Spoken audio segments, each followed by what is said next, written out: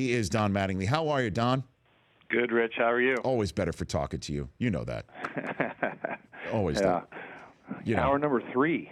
That's a lot of talking. Well, you know, Don, it's what I do for a living. I just take it one interview at a time, hope for the best. You know, just try and stay hydrated. You know, just there you go. You know what I mean? I take the interview and I just I hit it. I hit it where I see it. You know, I go the other way if I have to. I don't want to roll the wrists over. You know what I'm saying? Use the whole field. Use the whole field. Well, I saw you, what you did, you know, back in the day. You know, use the whole field. That's what I got to do. Get on. What were you thinking when you were watching Giancarlo Stanton hit home run after home run? What was your perspective as his manager, watching him do that in the home run derby? Honestly, it was a pretty good show. And watching him do that, because most of the time in batting practice, he's really trying to hit line drives, and he uses the whole field and works on his swing.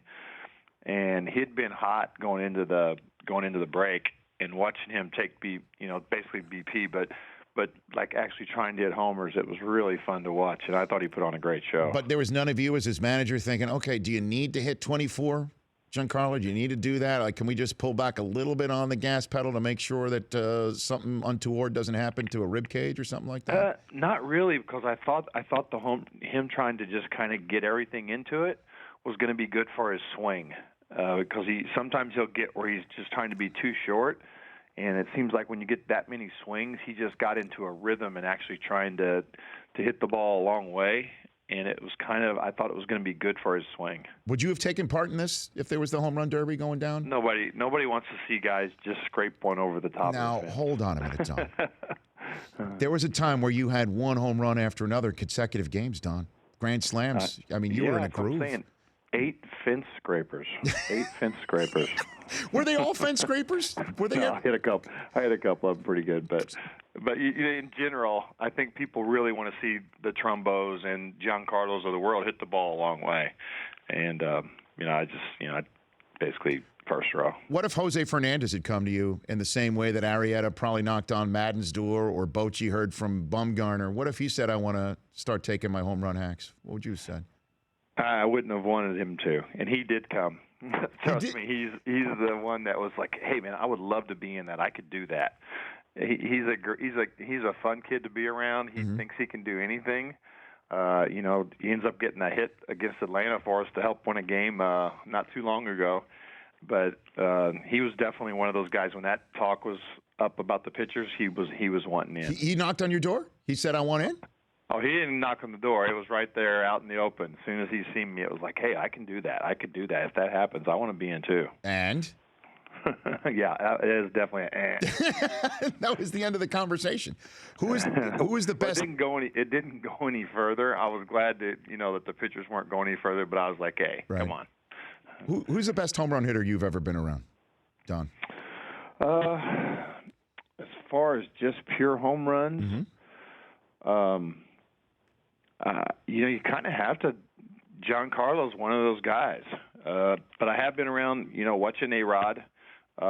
He obviously, in the stretch being the hitting coach there in New York, was a guy that was pretty special as far as hitting the home run and pretty consistent with it.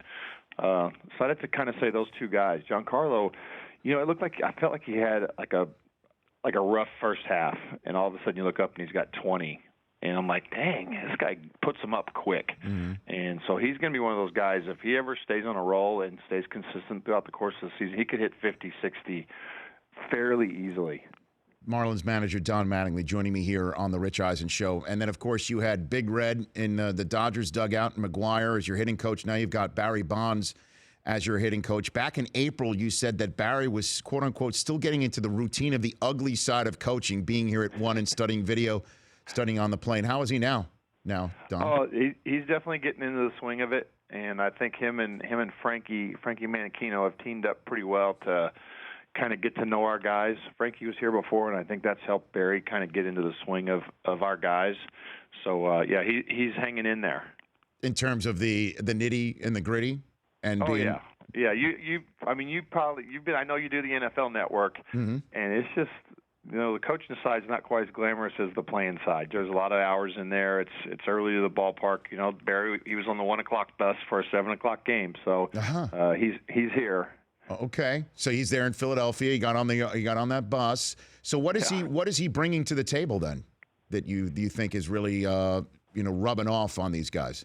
I think he brings a credibility that you can't hardly deny. And Barry's got a really good feel for hitting, in his conversations with guys and working with them on their swings. I think he does a great job with that. These guys, they seem to gravitate to him because he brings instant credibility. Well, I mean, you bring some credibility to the table too, right? I mean, there's just you can't really manage the club and try to be in the cage and do all that too. Sure. It's really a matter of letting your guys do their work, trusting your coaches, micromanaging with, when you got a bunch of guys, it just doesn't work. Mm-hmm. And there's some guys that are just so young that you have to remind them at some point about what you did and who you were as the Yankees. I mean, some of these birth dates are getting up there in terms of 90s and I hear you. I hear you. Crazy, Don. No, I try not to remind. Just try to do my thing. I think guys, they'll look you up if they're really interested. They'll kind of Google you and say, "Hey, you put up some numbers," and they'll bring that to you. And every once in a while, but for the most part, these guys are too young to have seen me play, and they'll Google you a little bit. But what they care about, can you help me? Mm-hmm. And as a coach, like we talk about Barry's credibility. At one point, that's going to get you in the door. But if you can't help them, they're going to turn you off and go to the next guy. Now, Don, if they Googled you, they might look up an article from back in the day where you went at it with the owner of the Yankees over the length of hair and facial hair. And it's the first time since I've had a chat with you since the ban of facial hair for your team that you have instituted. What would the 80s Don Mattingly have to say about that, Don? I probably wouldn't have liked that very much. Mm-hmm. But time's changing, right? The good, the bad, and the ugly of Google. They could have found that. I don't think they looked that part up. They may have, though. They probably did. The good, bad. These guys don't miss much. Okay. I mean, so because I read that and I'm like, okay, I know that management has a certain aspect of it, but you back in the 80s, I remember I was fighting that fight for you as a Yankee fan, not to listen to George. I was there with you, Don. I hear you. And, when we came in, there, like we talked about with the guys, there's nothing about the facial policy, the facial hair policy or the hair policy that has anything to do with discipline or going to make us any better. It's basically, as we talked as an organization, it's a change in direction. It's a direction that we wanted to go. Okay. And I think it's part of a culture that we're trying to build. Now, in terms of a direction, your former team, there's word that Puig might be on the trading block. Obviously, being a Cuban and being there, you in South Florida, where there's a large Cuban community, would the Marlins be interested? Would you be interested in maybe going ahead and pulling the trigger for something like that, or kicking the tires on Puig? It's something I'm sure that Michael Hill, if we were in the need of an outfielder, they'd be looking at. Obviously, he'd be a fit in our market. But right now, you're sitting here with Giancarlo. Obviously, everybody knows Giancarlo Ozuna's the all-star starter in center field, and Christian Yelich is one of the unsung heroes of our club. So we're pretty good in the outfield. But if it's something that was a need for us, I'm sure Michael Hill would look into it. And with Joe Torre sending out a memo about arguing balls and strikes. Are you finding yourself or your colleagues arguing more balls and strikes these days because you know what's being seen on instant replay in a more real-time situation? Don? Well, I think that was for me as I read the memo. I think the gist of the memo was basically you can't use replay. You can't be calling up there or having them call you about every time a guy misses a call back there, and. I think you're going to naturally argue balls and strikes when your players are up there and they're complaining. You're going to argue balls and strikes. But it seems like, Joe, the memo for me was you don't use the replay to do that. If you're seeing something, you can talk about it. Even the last couple of games, it's almost became like, hey, I know we're not allowed to argue balls and strikes anymore, but those balls look down. So that's the way you can infuse your comments by saying, I know I'm not supposed to do it, but I'm going to do it anyway. I'm just saying, that ball looks down to me. Before I do let you go, do you have a good Vince Scully story for me, Don, from your time as either meeting him as a player or obviously in your time as a Dodger manager?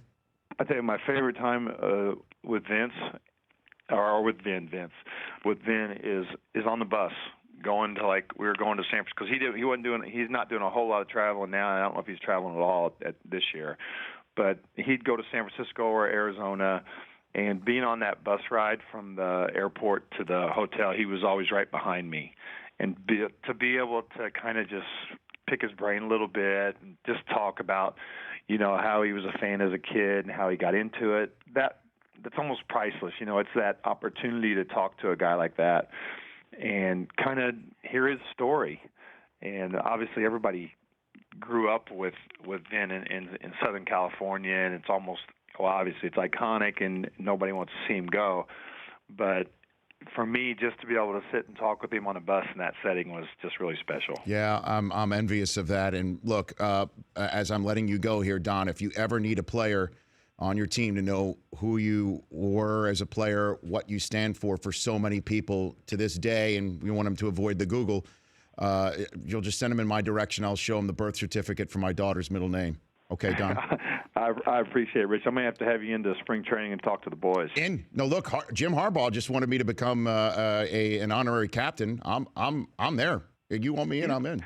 He is working that Michigan thing, isn't he? Oh, yeah, he is.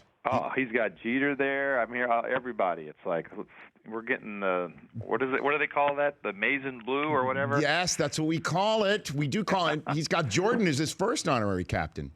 There you go. And then me to even out the jump shot. I like it.